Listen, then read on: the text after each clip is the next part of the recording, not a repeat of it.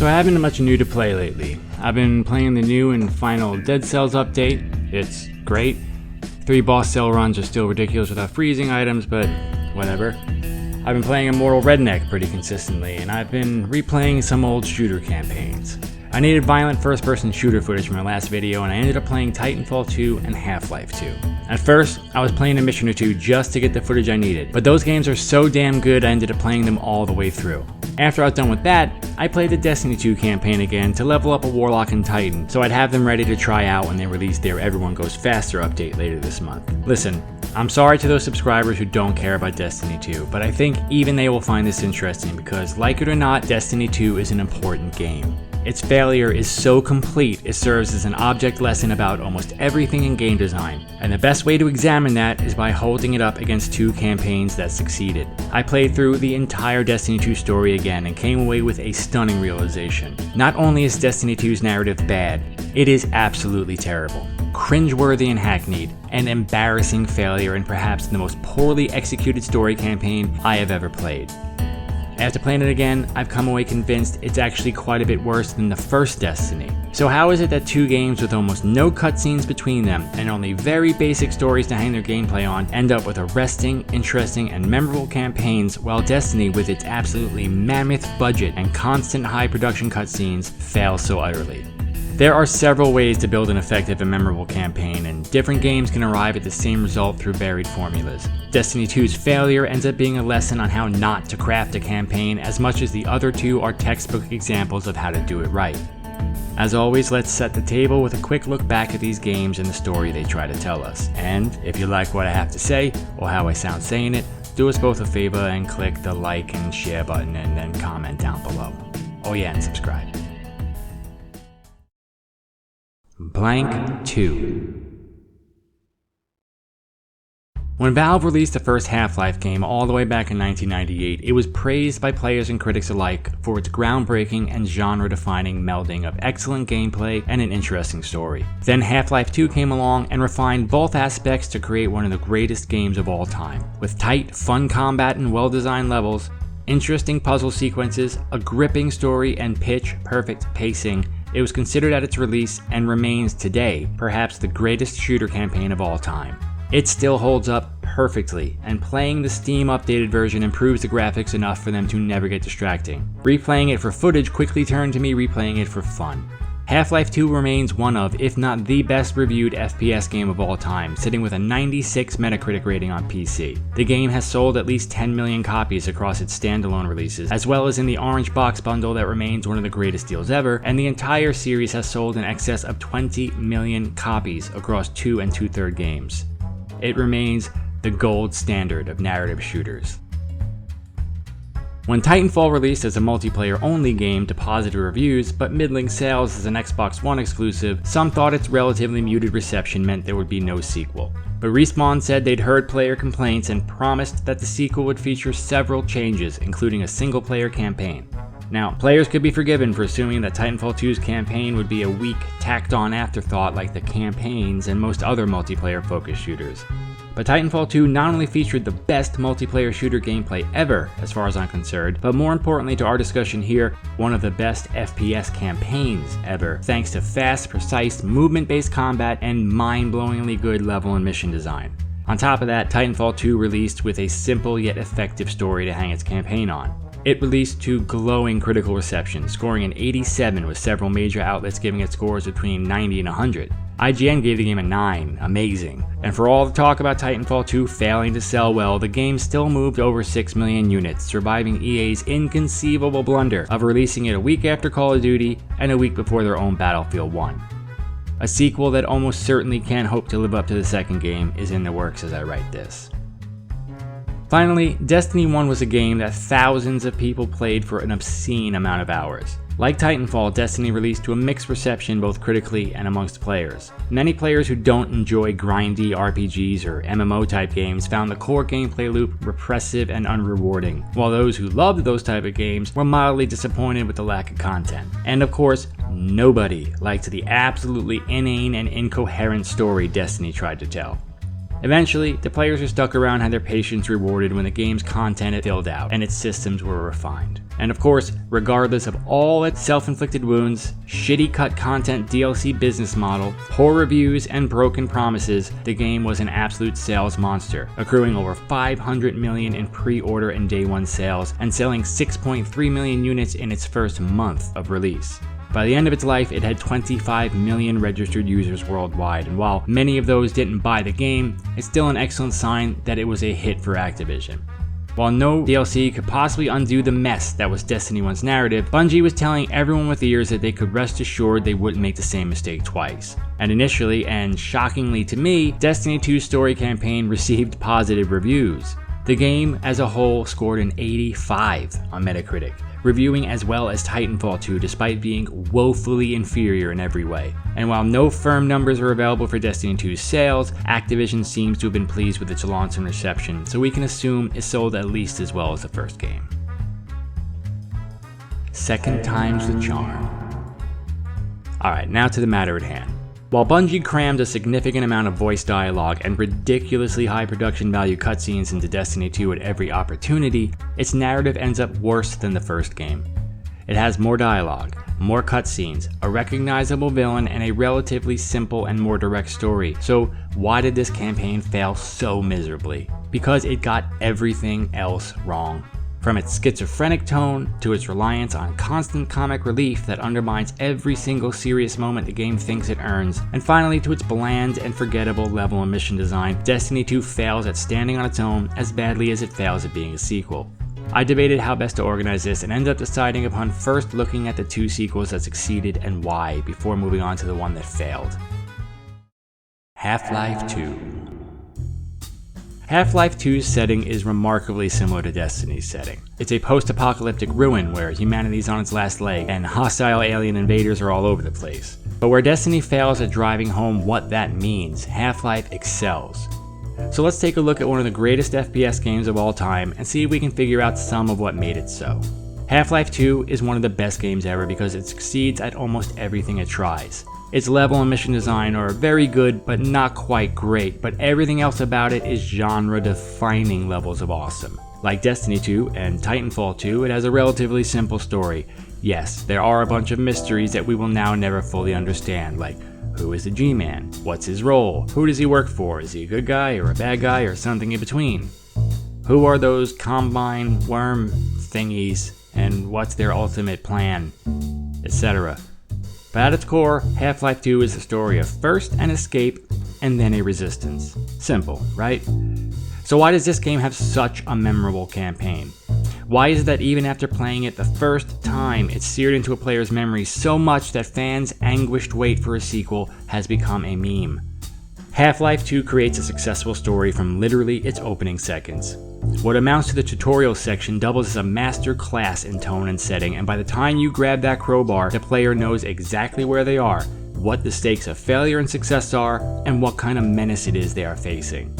We're going to look at several scenes and moments that convey Half-Life 2's story without cutscenes, without talented name brand actors vomiting exposition at you, without even a voiced protagonist, something that Destiny 2 also does but to disastrous effect. Half of Half-Life 2's story is told through its setting. The opening moments of the tutorial alone do a better job of storytelling than all of Destiny 2's high-priced cutscenes. End of the line. The game opens with the G-Man from Half-Life 1 placing Gordon Freeman on a train arriving in City 17. The train is dirty, it's strewn with trash and marked up with graffiti. It's run down, plain, and nearly empty. There are only 3 people aboard, including Freeman. The player's first tutorial is a prompt to use the Interact key. The player can walk over to the other 2 passengers on the train, press the Interact key, and get a bit of dialogue out of them. One of the passengers will respond, "No matter how many times I've been relocated, I never get used to it." The train's gonna stop, and the man at the door will sigh, look at you, and say, "Well, end of the line." As we get off the train, a flying camera will float up to the player and take his picture, blinding him for a moment. After that, you'll notice a huge, clean video display of a man welcoming you to City 17. Welcome to City 17. You have chosen, or been chosen, to relocate to one of our finest remaining urban centers. I thought so much of City 17 that I elected to establish my administration here, in the citadel so thoughtfully provided by our benefactors. I've been proud to call City 17 my home. And so, whether you are here to stay or passing through on your way to parts unknown, welcome to City 17. It's safer here. As the player moves on from Dr. Breen's friendly-sounding broadcast, he sees one of the city's masked policemen abusing a citizen who simply wants to find his luggage, and only seconds later comes across a woman leaning against a fence. Overwatch stopped our train in the woods and took my husband for questioning. They said he'd be on the next train. I'm not sure when that was. They're being nice, though, letting me wait for him. Without overwrought explanations of exactly what's going on, we understand more about the world of City 17 than Bungie can communicate about Destiny 2's last city or universe in its entire campaign. From the very start, the story is told even through the name of the level. You aren't in Prague, or St. Petersburg, or Bucharest. You are in City 17, a nameless, bland, Eastern European city now stripped not only of its history and heritage, but even its name. City 17 is, you'll quickly realize, a concentration camp. Trains, of course, are associated with concentration camps, and many players may make that connection in their heads. I did. And even those that don't will still know that people are being transported against their will over and over to different cities. They'll know that these citizens are made to wear drab worker uniforms and that they are beaten down and confused, resigned to servitude, unable to resist any longer. All of that from a few voiced lines, the level design, and NPC behaviors within the first moments of the game's tutorial section. You continue through the level with some of the best exposition ever used in a video game. Dr. Breen is the de facto human ruler of the remnants of humanity, and while you walk the level, he's giving that same welcoming speech to any newcomers. Dr. Breen's voice stays in the back of the player's awareness as he walks, a sort of mild-mannered droning. It isn't aggressive or foreboding. If anything, it's friendly. You don't have much time to pay attention to it, however, because you will immediately meet a man who tells you not to drink the water because it makes you forget. Don't drink the water. They put something in it to make you forget. I don't even remember how I got here. As well as two men leaning on a fence watching people go through a checkpoint. As you get in line, a citizen is stopped at that checkpoint. One of the masked policemen comes out and tells him to go into a side room. And when it's your turn, the same thing happens. As you walk down the hall, you hear the man from before insisting he doesn't know why he was stopped. Most players are going to pause at the door to see what's happening, only to have the guard close the peephole in their face. And when you get to the door you're supposed to go through, Valve ramps the story up with one of the most memorable moments in FPS history, and it doesn't involve anything the player does. After a brief introduction to Barney, you'll be ushered through a door and into another hallway. As you attempt to make your way through another gate, a guard puts himself in your way and knocks a can off a trash bin with his nightstick, demanding you pick it up. When you pick it up, he demands you put it in the trash for him. You can throw it in his face and have him beat you, or you can put it in the can and have him laugh at you before letting you pass. This moment continues the storytelling. This is a place where the collaborators of whoever is in power are corrupt and venal. They don't care about the civilians. People have been stripped of their dignity. But that's never told to you. It's shown to you. Alright, next you pass into a large room where people are waiting in line. The banality of bureaucracy plays out, and you will finally get a chance to stop and listen to Dr. Breen's entire address. This address, which we'll cover in a moment, is a fantastic bit of storytelling. It delivers almost the entire backstory of the world you're playing in. It fleshes out Dr. Breen himself and makes him a believable adversary with complex and logical motivations, and it lays out the stakes for the gameplay that is about to follow. And best of all, you don't have to listen to a single word of it. You can simply walk on by and get on with the game. Valve trusts the player. I have to think that most people don't actually do that, because by this point, most players are going to be completely absorbed in the world. The game has consistently ramped up its tone and slowly revealed itself to the player. It's been effectively telling a story the entire time, letting the player walk through the story and interact with it in a compelling way, while also building a sense of mystery. By this point, most people are going to want some answers, and Dr. Breen is there to deliver story not by vomiting exposition in a cutscene, but by elegantly expanding on the universe, speaking to the player by answering the questions of citizens and logically making his appeal for obedience and capitulation. Let's take a look at just a little piece of that. I find it helpful at times like these to remind myself that our true enemy is instinct. Instinct was our mother when we were an infant species. Instinct coddled us and kept us safe in those hard-scrabble years when we hardened our sticks and cooked our first meals above a meager fire and started at the shadows that leapt upon the cavern's walls. But inseparable from instinct is its dark twin, superstition. Instinct is inextricably bound to unreasoning impulses, and today we clearly see its true nature. Instinct has just become aware of its irrelevance, and like a cornered beast, it will not go down without a bloody fight. The final section of the level takes place within an apartment building down the street. On the way, you'll watch as police arrest and detain citizens and line them up against a wall. You go into the apartment building just before it's raided by the cops. As Dr. Breen continues droning on the television about our benefactors, the police storm the building. You'll pass this couple. A resigned man sits, holding a woman who's weeping. He lies to her, telling her everything is going to be okay when you and they both know it will not. You continue moving through the building, seeing how people are affected by the story being told. Again, Half-Life 2 doesn't tell you that its villains are bad. It shows you what their actions do to the citizens of City 17. You play the story. You don't have it told to you. By the time you finally made it through the level and entered Dr. Kleiner's lab, the world has been explained, the stakes have been revealed, and the tone has been set without a single cutscene that takes away control from the player and makes her a spectator. Only at this point will the game finally deliver some comic relief. The first example of the game's absolutely masterful pacing. That first level was heavy and disturbing. The player had no way to change the course of events anywhere and was only able to wander, observe, and eventually flee. This is the time for comic relief, a way to cleanse the palate and release tension. Half-Life 2 piles a large chunk of its storytelling up front, and at this point, the gameplay is going to carry it for a while. Gameplay.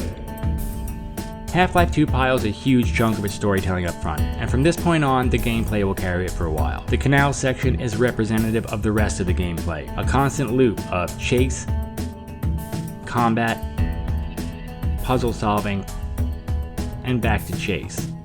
Every time a section outlasts its welcome, it switches to something else. Its art direction and level design here are fine, but they're not amazing. It's nothing that hasn't been done better. It's the pacing and the action that carry the game forward until we get to the next bit of storytelling. When you finally arrive at Eli Vance's headquarters, you'll have time to look about and meet some NPCs. The character building here is perfect. Nobody explains anything to you. They speak and behave like people and have believable motivations and actions. It becomes clear instantly that Eli Vance and Judith Mossman are in a relationship. It becomes equally clear that Alex dislikes and distrusts Judith. Their interaction is wonderfully written, with Dr. Mossman trying to be pleasant and accommodating despite her naturally uptight, nervous nature, and Alex being aggressively unfriendly to her. In this short 30 seconds, we flesh out 3 characters, their complex relationships to one another, their motivations and personality, and we set the tone for one of the game's seeming twists that will come in its final third. And again, nothing is explained outright to you. The characters simply interact with each other naturally, allowing you to observe. Next, you'll go pick up the gravity gun and play with it until the Combine attacks, separating you from Alex and requiring you to go to Ravenholm, a level that is the gold standard, not only for environmental storytelling, but again, for characterization. Ravenholm. The mechanics are the story. It's here that you'll meet Father Grigori. Half-Life 2, like Destiny 2 and Titanfall 2, does not have a huge amount of named NPCs. But where Destiny 2 fails at creating memorable characters and instead has NPCs exist merely as lifeless vendors, Half-Life 2's characters are a part of the world. Father Grigori seems to be the last living man in Ravenholm. The entire level is infested with the citizens who have been turned into mindless howling zombies. The game's sound design shines here as well, as my wife finds the howling too disturbing to listen to, especially their cries when you light them on fire.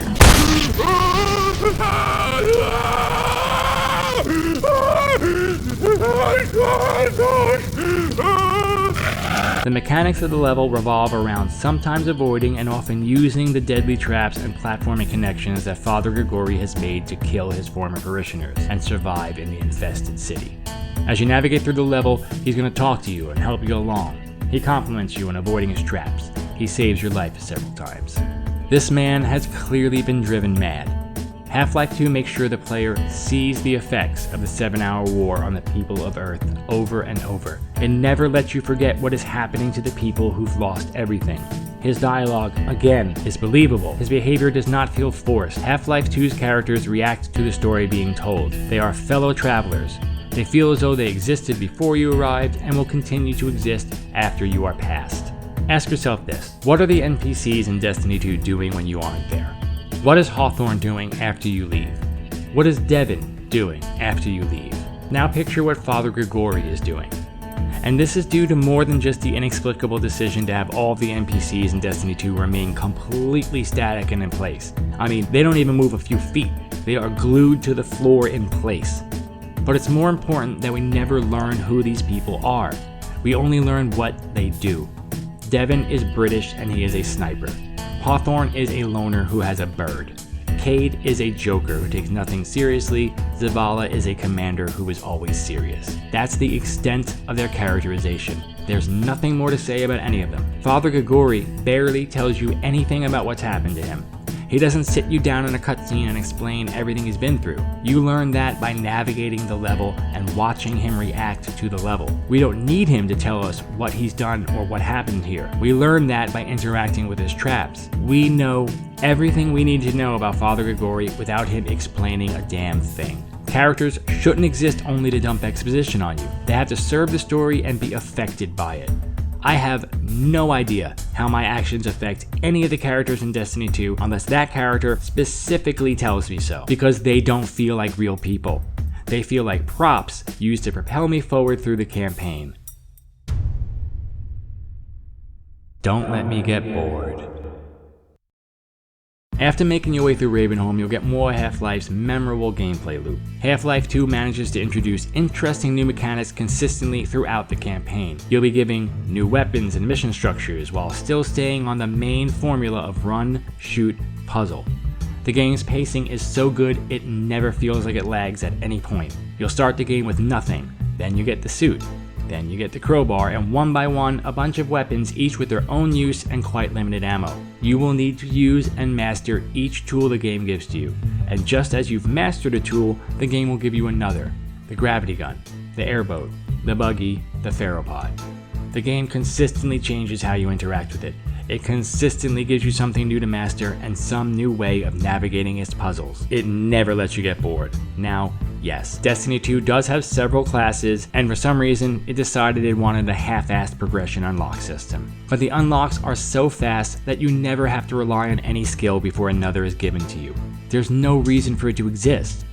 I went through the entire campaign with one grenade, and the fact is, almost all of the classes are now fundamentally exactly the same. Playing with the Striker feels exactly the same as playing with a Dawnblade. The core gameplay loop never feels like it expects any more from you than it did in the first mission. Destiny 2 has a character progression system. Half-Life 2 has a player progression system.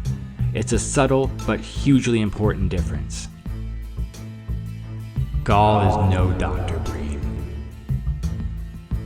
Before we finally move on, we have to address the final piece of Half-Life 2's story that makes it so outstanding and memorable.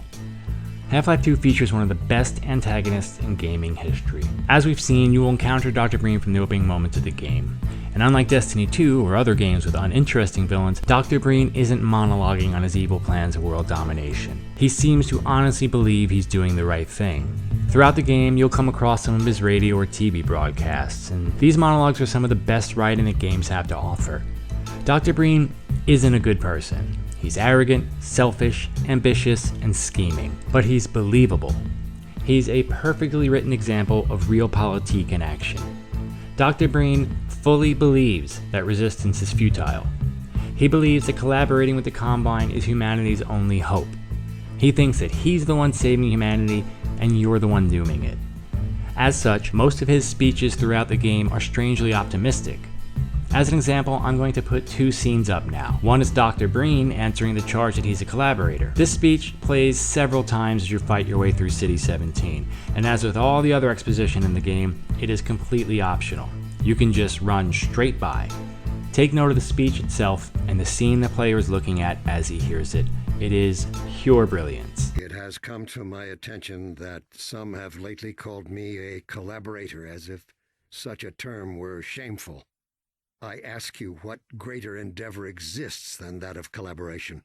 In our current unparalleled enterprise, refusal to collaborate is simply a refusal to grow, an insistence on suicide, if you will. Did the lungfish refuse to breathe air? It did not. It crept forth boldly while its brethren remained in the blackest ocean abyss, with lidless eyes forever staring at the dark, ignorant and doomed despite their eternal vigilance. Would we model ourselves on the trilobite? Are all the accomplishments of humanity fated to be nothing more than a layer of broken plastic shards, thinly strewn across a fossil bed, sandwiched between the Burgess shale and an eon's worth of mud? In order to be true to our nature and our destiny, we must aspire to greater things. We have outgrown our cradle. It is futile to cry for mother's milk when our true sustenance awaits us among the stars. And only the universal union that small minds call the Combine can carry us there. Therefore I say, yes, I am a collaborator. We must all collaborate, willingly, eagerly, if we expect to reap the benefits of unification. And reap we shall.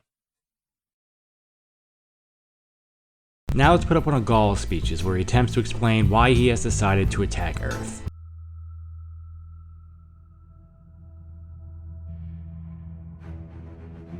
Tell me again, Speaker, what makes your guardians worthy of the light?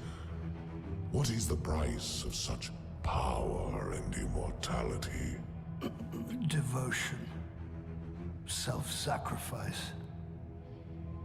Death. Death. Explain. Devotion inspires bravery. Bravery inspires sacrifice. Sacrifice leads to death. So, feel free to kill yourself. Devotion. Sacrifice. I was born an outcast. A runt. As is custom with the Cabal, I was cast aside and left for dead. I was taken in by an old scholar himself, disgraced, who saw in me something redeemable. He raised me, taught me, trained me, and in return, I would become a vehicle for his revenge against an empire that failed him, that failed itself.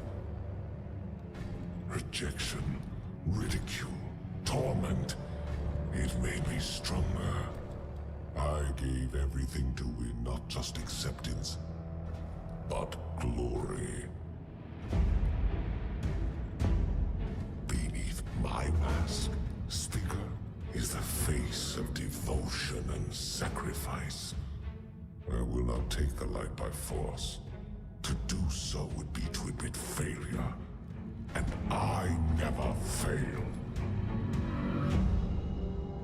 Now, do you see why I will be chosen? I see now. I see all that you have done. Our operation on the Jovian moon was a success.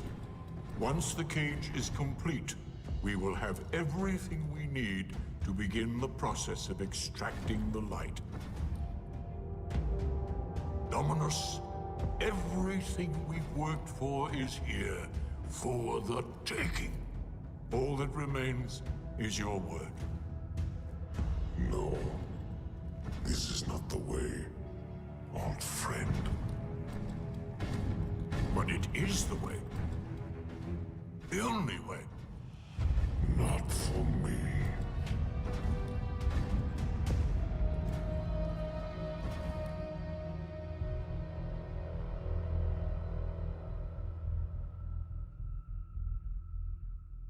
Dr. Breen's speech is a logical and defensible position. If we didn't know anything else about what's going on, we might even be swayed by this speech. Gaul's speech is straight comic book monologuing. There's nothing to think about, no issues to think through. Gaul is unambiguously a bad guy, despite Bungie's half-assed effort to make him somewhat relatable. Breen is completely relatable.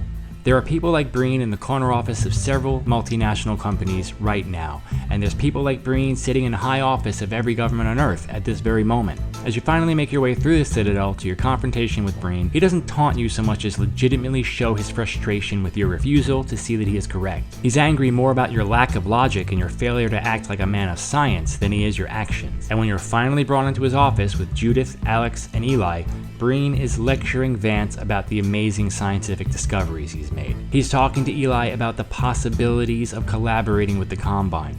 He truly believes that the future transhumans will be an evolutionary step up. He's decided that collaboration is preferable to extinction. A villain that has a relatable, understandable, and logical goal will always be more interesting than a simple big bad.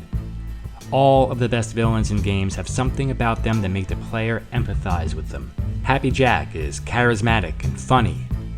The Elusive Man from Mass Effect 3 sincerely believes that his method is the only way to save humanity.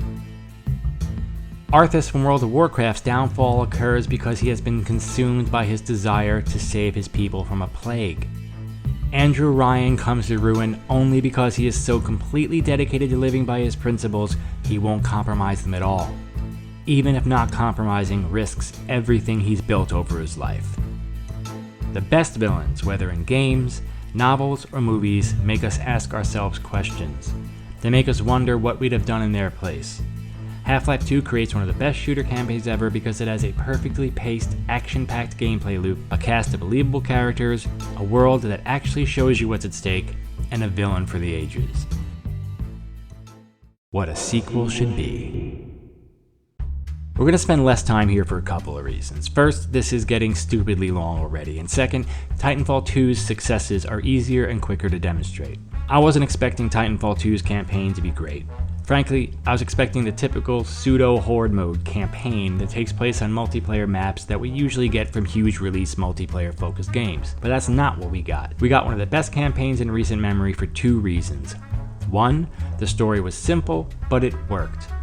It's your typical destroy the big weapon story, but what sets it apart is how well written BT is as a character. I cared more about BT, literally a talking mech suit, than I did any character in Destiny 2, including myself. The game keeps the dialogue light, but you become attached to BT through gameplay and a clever trick that Respawn plays with its dialogue trees. Titanfall 2's campaign features some of the best level and mission design ever in a game. It's clear that each mission and level were expertly handcrafted to suit the gameplay and not the other way around. Destiny 2 falls into the same trap that Assassin's Creed games do. The maps and levels are beautiful, but they never feel like they were created with gameplay in mind. They feel like they were made and handed over to the mission design guys who then fit enemy encounters within those maps. Titanfall 2's levels are an integral part of the gameplay. We're just going to look at two of the best here. A significant part of the joy of playing Titanfall 2 derives from its movement system, and the fourth mission, Into the Abyss, seamlessly blends the ridiculous speed of the game's movement and the wall-running, bunny-hopping platforming into its combat scenarios. The level starts with BT being trapped by a machine. You've got to save him. As you work your way through the level, BT and Cooper speculate about what's being built here. You're platforming and fighting inside prefab buildings that are literally being built around you. Encounters require you to use the level as a gameplay mechanic. You aren't playing in the level, you are playing with the level. Respawn's decision to give you dialogue options works very well here as well. While there's no freedom to alter the story or any kind of branching paths or anything like that, simply providing the player with a choice about what to say invests them in the character. Each time you choose what to say, Cooper feels a little more like you, and by the time you finally figure out what's being constructed, you will feel like you and BT figured it out together. The IMC was creating battle simulation arenas, and the level paces combat and platforming so well that neither outstays its welcome, and the final combat encounter is so lopsided you will need to have mastered the game's movement system to complete it. This level isn't just a string of corridors with enemies before a final area with twice as many enemies, or one big bullet sponge enemy. It's a level that requires you to master the movement system to proceed. Then it requires you to master fighting and using that movement system at the same time.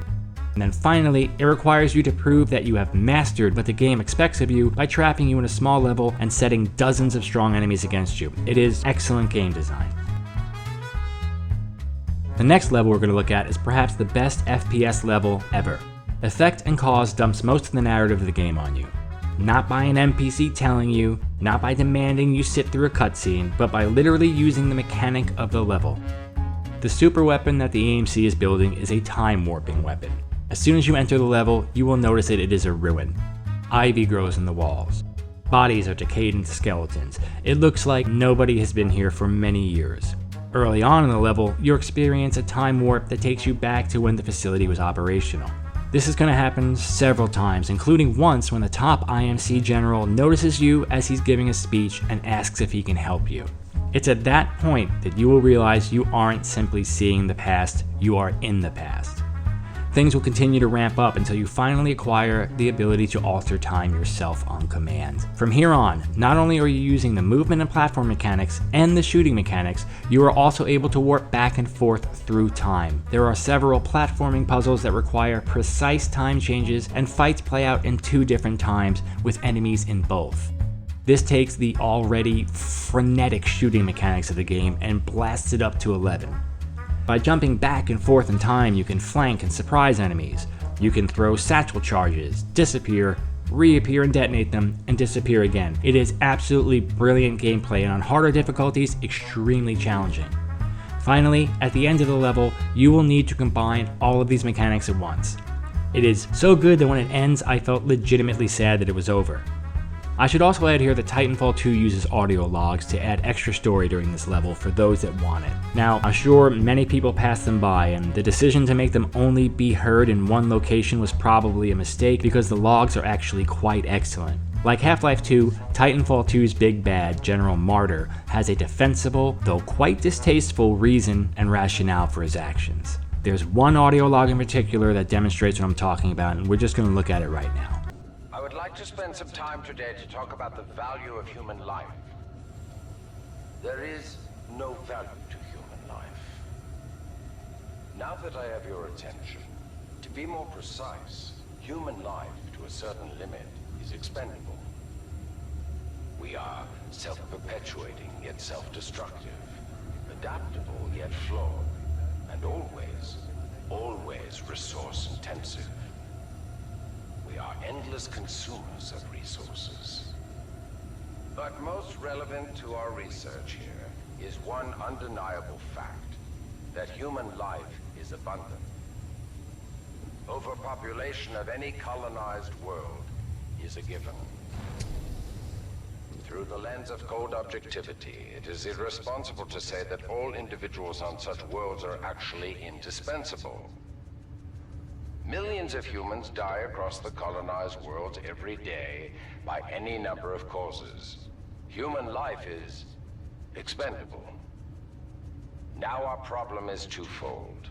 On the one Now that is terrible, but it's also logical, understandable, and believable. It's a better explanation for the bad guy's actions than you will ever get in Destiny 2, even with all of its carefully created cutscenes. Okay. Titanfall 2 succeeds through its character and its villain, but mainly through its top-notch level and mission design, while Half-Life 2 succeeds through its pacing, characters, story, and gameplay. So let's finally do it and get to Destiny 2. Destiny 2. Setting the stakes. Man, where to even begin? I guess at the start. Destiny 2 begins its campaign pretty well. The first Destiny game was absolutely savaged for its incoherent nonsense campaign. And even looking back as someone who played 1,500 hours and every story mission multiple times, I still can't really tell you what happened. I know it started with the player being resurrected and ended destroying Vex stuff, but there was like no overarching story connecting that. Characters showed up and disappeared seemingly for no reason at all. Destiny 2, at the very least, learned from that mistake. The first mission begins with a cutscene. Now, I'm not going to dwell on plot holes very much, but I would be remiss if I didn't point out that it strains credulity to believe that a huge fleet of warships could go unseen right up until the moment they attacked the last city.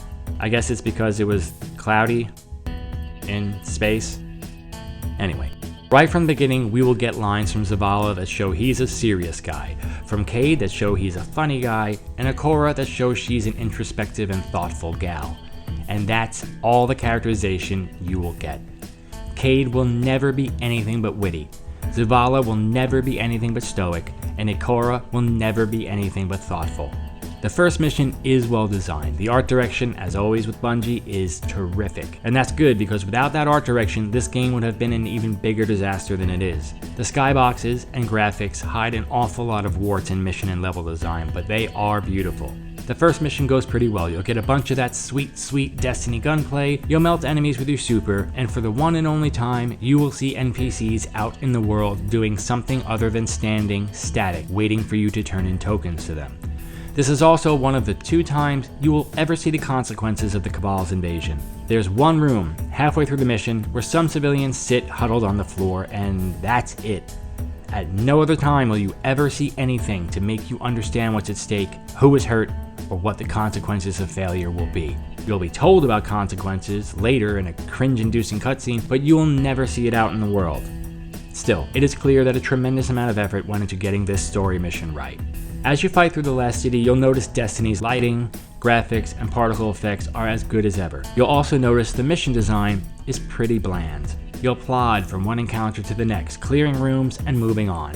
Eventually, you'll fight your way onto the enemy mothership and get your first look at the big bad in what is probably the game's best cutscene.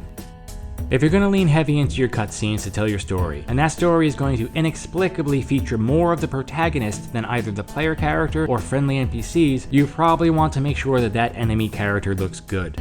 I understand that Bungie was constrained by the fact they've had to work within the limits of their previous Cabal designs, although nobody made a law stating the campaign had to center around what is easily the least interesting of the Destiny races. Still, Gaul is goofy looking. He looks like a walrus in a mech suit. He's comical. The scene is appropriately badass though, and it's a decent start. But even here, the story begins contradicting itself and refusing to actually give it some stakes that the player can care about. Gaul has just finished monologuing about how useless you are and powerful he is, about how he has stolen your light and made you mortal again. Then he kicks you off of a spaceship floating thousands of feet in the air, and you fall. When you wake up, you have a limp. And that's pretty much it.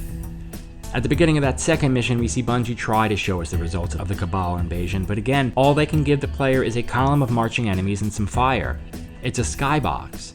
Now that would work as the beginning of a scene showing the player what was lost and what's at stake, but here it is the entirety of it.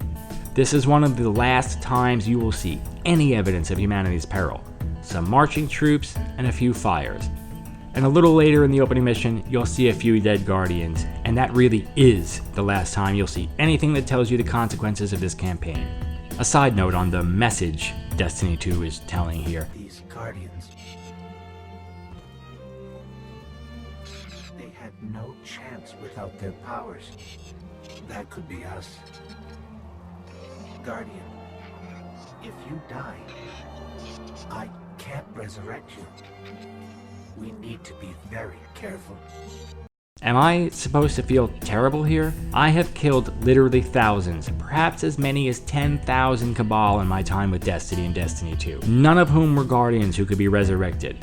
Isn't this exactly what we've been doing to them? Listen, if you're gonna try and deal with heavy themes like death and responsibility, you cannot half-ass it. A line about how we've certainly killed our share of them would have perhaps elevated that scene above the schmaltzy drivel it currently is. Moving on. The mission continues with more melodrama. The game relies heavily on its music to set the tone, but Destiny still doesn't trust the player, and apparently losing your light also means you've lost the ability to sprint. You have to slowly meander through what's supposed to be a one-week journey through the wilderness. I'm sure this sounded good on a storyboard, but in practice it just slows the game down. It alternates between pointless cutscenes and plodding walking. We're supposed to be on the brink of survival, being hunted across the wilderness, but the gameplay never matches the narrative because the early missions, like everything other than the raid, is very, very easy. Playing again to get footage, I beat off the Cabal and his dogs with only my melee. Eventually, you will meet Hawthorne. Now, this NPC is another missed opportunity. She's the leader of a group of people who never got the Traveler's Light and remained human and mortal out in the wilderness. Finally, here's a chance to show the stakes, to demonstrate what those without the light have had to do to survive, to try and figure out what the Traveler is, what it's doing and why. Instead, Hawthorne might be the least likable good character I have ever encountered in a game. She is petulant and arrogant and condescending, and instead of taking the player to a dank cave where there are wounded people and frightened civilians, she takes you to a quite picturesque farm. Destiny will never again make even a token effort at showing the impact of the Cabal invasion. You won't see what they're doing. You won't see what the actual practical effect of their rule is. They will remain faceless dudes whose heads you pop with your gun.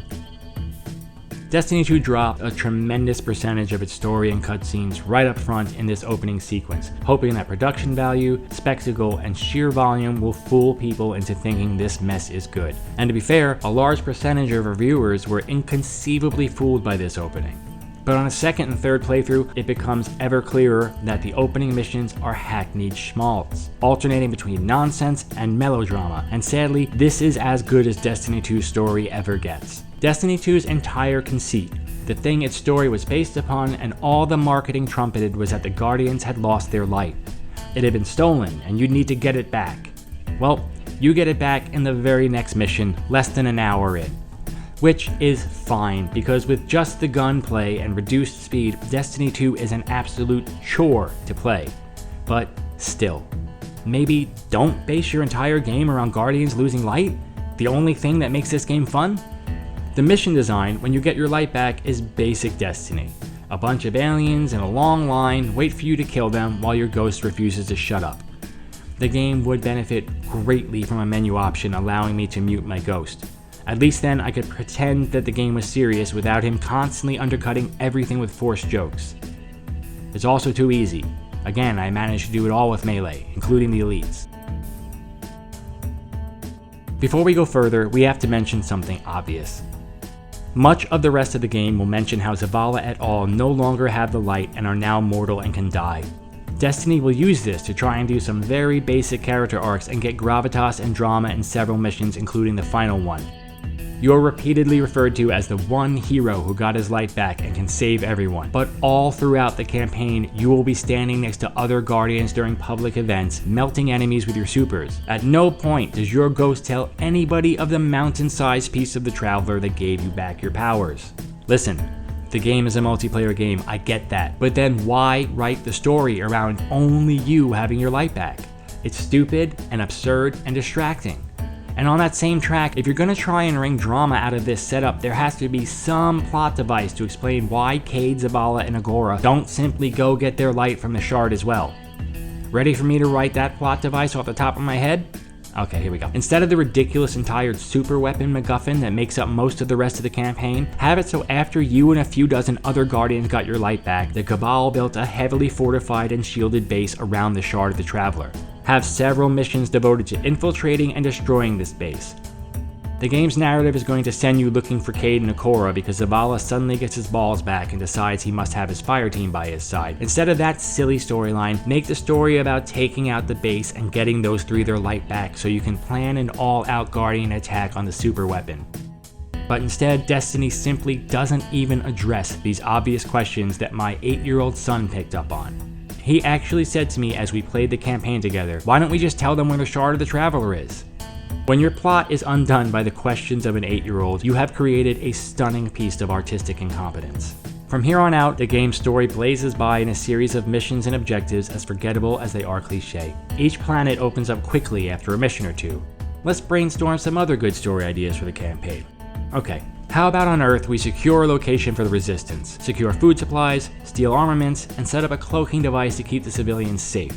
Each mission begins with a civilian in need so we see the actual effect of the Cabal's invasion. Then we run several missions where we escort groups of people back to safety from the wilderness. Not only would those be interesting and new and different gameplay mission designs, they'd fit thematically with the idea of humanity on the edge. From here, we'd find out about the super weapon and the Cabal closing off access to the Shard. We need to break their control, get everyone back their light, and lead an attack on Gaul. The end.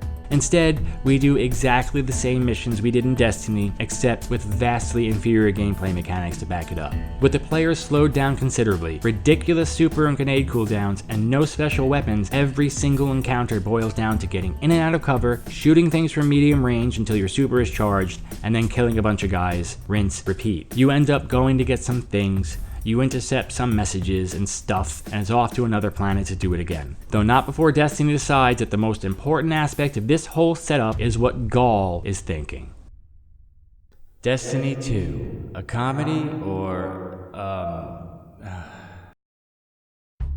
we're treated to a painful cutscene of Gary talking to his second-in-command/mentor. This is as close to motivation and characterization as the game will get, but even here, Destiny refuses to reach beyond cliches. Gary wants power to prove he's worthy of conquest. Oh. Okay, cool. Now that we've got that figured out, we find out that Gary has taken the Speaker prisoner. Why? We don't even know close to enough about the Speaker to care at all what Gary does to him. The Speaker was so terribly fleshed out in the first game that numerous theories, all of which ended up being more interesting than what Bungie actually produced, by the way, sprouted up postulating that the Speaker was actually the villain of the game. What does the Speaker believe? Who is he? What's important to him? Where is he from? How did he become Speaker? What does it mean to speak for the Traveler? None of these questions are ever even asked, much less answered. You have to earn sympathy for your characters. When they are hollow shells, no one cares. Did anybody in the world feel anything at all when they saw the Speaker was a prisoner? Did anyone care when he died? Know what my reaction was? Oh, he's got the Speaker. On Titan, you turn on the power and get a thing. You also fight the Hive for the first time. Again, the gameplay is average at best here. The story is non-existent, and the featured characters are Sloane, who can best be described as some lady, and Zavala, a character who is written so bland and lifeless he can't even be saved by an actor as fantastic as Lance Reddick. I mean, I'd go on, but there's nothing else to say. From here on out, the only things that will break up the monotony of running around worlds clearly designed for Sparrows because Destiny shamelessly wants to pad the campaign's runtime are the times you will use poorly controlling vehicles. The only memorable thing about the missions on Titan are the first time you see the skybox and the arcology, which is just further proof that if Bungie didn't have all that talent and concept artists and all that money for these production values, the game would have been utterly devoid of anything to even talk about. The point is, Destiny has an incoherent story full of plot holes, characters devoid of life who don't behave realistically and have no character arcs, and unlike the first game, it can't cover up all those warts with fantastic gameplay. Tone and mood. Alright, we've discussed a lot already and I will wrap it up soon, but it is impossible to discuss Destiny 2's utter failure without touching on something that consistently destroys whatever serious moments they were trying to get from their crappy pile of cliches. Tonal inconsistency. Lots of serious games have comic relief to lighten the mood. If you don't have those moments, you end up with a game that is oppressive. After I finished The Last of Us, I turned to my wife and said, "Man, that was amazing, and I never want to play it again." From start to finish, that game is so grim and depressing that by the end it beats you down. And that's what it was meant to do. It's not a game you're supposed to play for 60 plus hours, and it's not a game that leans on compelling or different mechanics. It is a brutally effective narrative experience broken up by moments of gameplay. Half-Life 2, Titanfall 2, and Destiny 2 aren't The Last of Us. They need comic relief. In Titanfall 2, BT's robotic interactions with the affable and easygoing Cooper make for classic fish-out-of-water humor moments. Half-Life 2 is, at its heart, a pretty grim game with tons of gory violence and death and destruction everywhere. In the last level, you'll see the grotesque body horror that is the half-machine, half-human monsters the Combine's been creating in the Citadel. The game needs comic relief. Dog provides some. Several of the unnamed NPCs have funny lines. Colonel Cubbage, Dr. Kleiner and his pet head crab Lamar. Barney, whenever the game gets a bit too heavy, it lightens the mood just enough to keep you going without undermining its important themes. Destiny 2 wants to be a serious sci-fi tale about a post-apocalyptic Earth that has been invaded by hulking aliens risking the final extinction of the human race. But it also wants to be Firefly. Destiny 1 was not a funny game. It began with the player character being resurrected from the dead to protect the shattered remnants of humanity. Cade 6 is voiced by the excellent Nathan Fillion. Side note, why Bungie thought a game with barely any story at all needed to spend significant resources on exceptionally talented name-brand actors to read absolutely terrible writing is beyond me, but they did. When The Taken King released, it widely was praised by players and critics for finally delivering something close to a coherent and interesting story. Fillion's Cade 6 stole the show because the story revolved around him and he was born to play the lovable rogue. Somehow, Bungie thought the praise for that story and Cade's role in it meant that their original tone didn't work, and that going forward they needed to shoehorn comedy in at every opportunity. We can see this in action with Bungie's decision to completely revoice your Ghost's lines. Go watch some videos of the difference between the deliveries for proof that the game's tone was completely altered with this decision.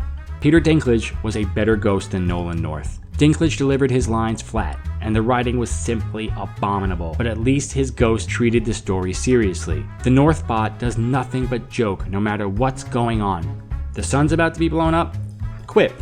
Just mowed down 400 sentient beings with a machine gun? Time for a joke. You can't expect the player to care about your story when you refuse to treat it with any degree of seriousness. From Nessus on, the tone of the game shifts dramatically to the point that any and all of the drama Bungie wanted is completely undermined.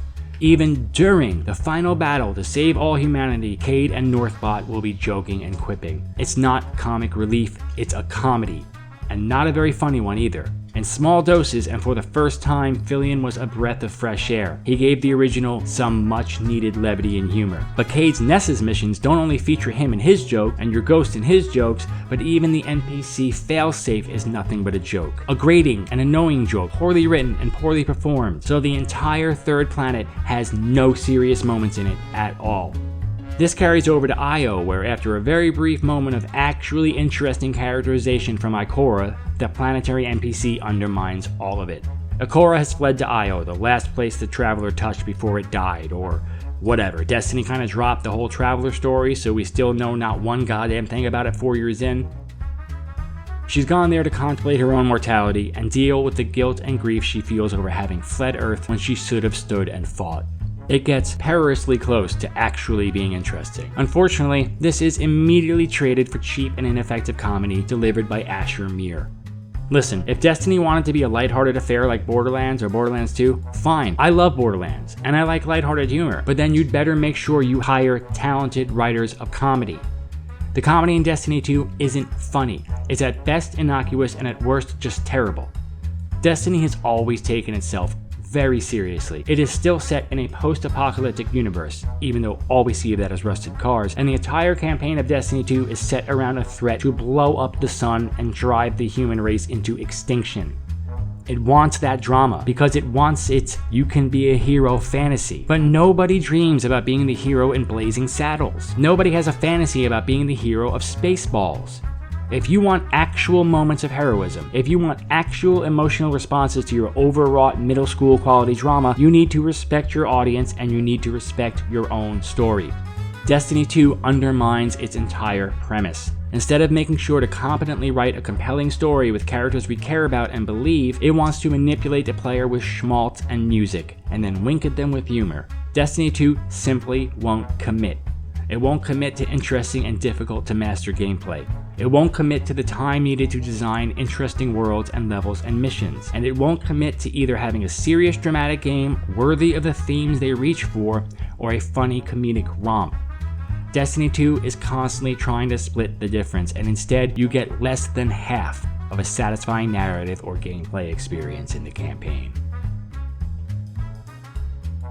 In conclusion, man, I could keep writing. I could go point for point through each mission and character, but I would just repeat myself. We've looked at 2 campaigns that are shining examples of how to make a memorable game, and I've touched on each of the points I wanted to make about Destiny 2's failures, albeit briefly. I could do an entire 45-minute video just breaking down mission design and progression and still not give every example, so here's a good place to wrap up. It was a weird confluence of events that led to this video. I was running out of things to write about, and I needed footage for my quick little reaction to the violence of video games kerfuffle that popped up a little bit ago. Looking at what I had currently installed, I decided to play some levels of Half-Life 2 and Titanfall 2 to get some gore. Then, I figured I'd finally level up my Warlock, so when Destiny releases its big Everyone Goes Faster update, I will be able to play and see if I thought the changes got the gameplay close to Destiny 1 again. It was purely by accident. It was only after I realized I had played 3 consecutive games with 2 in the name that it occurred to me to write a piece comparing them. Maybe some will think it wasn't fair to compare one of the most beloved shooters ever and one of the best campaigns of the last few years to Destiny 2, but Half-Life 2 was fresh in my mind when I replayed Destiny 2, and it so clearly and starkly brought into focus just how bad Destiny 2's storytelling is, I had to write about it. Playing Titanfall 2 was such a joy. As I played it, I realized I remembered almost all of the levels after only one playthrough, and that I even remembered many of the actual combat encounters and where enemies would spawn in rooms. Replaying Destiny 2, I realized I remembered almost none of it. None of the combat encounters are memorable. Not one stands out. If it weren't for the vehicles and the skyboxes and graphics, I doubt I'd have remembered anything at all. Playing the campaign again almost completely sapped all of my hopes for Destiny 2 to ever be the game I was hoping it would be. Or Destiny 3 for that matter. It's so incompetent, so bland, so inoffensive and mediocre that I am left with no choice but to believe that there simply is not enough talent left in the studio to make another great game. I mean, I hope I'm wrong, because even after all of that, there is still nowhere else to go to get the Destiny raid and strike experience. And as a co-op shooter, it is still the best, only game in town really. I mean, the Division's pretty good, but not as good as Destiny's multiplayer stuff. A good first step will be getting the movement and cooldowns back to Destiny 1, but going forward, nothing about replaying the campaign left me hopeful. Up next, I'm probably going to have a video on Immortal Redneck or Dead Cells' final update, and after that I will be playing and writing about Far Cry 5. I'm positive there will be something to respond to there. Alright, bye. I would be as happy as a duckling if you watched my other videos. And if you watch those videos, I would be like a bird in flight if you shared, liked, and subscribed. And if you do all that, I'd fly you to the moon if you've got money for gas. I've got a truck in the backyard with enough miles to have already made it there. Let's see if we can do it again. Alright.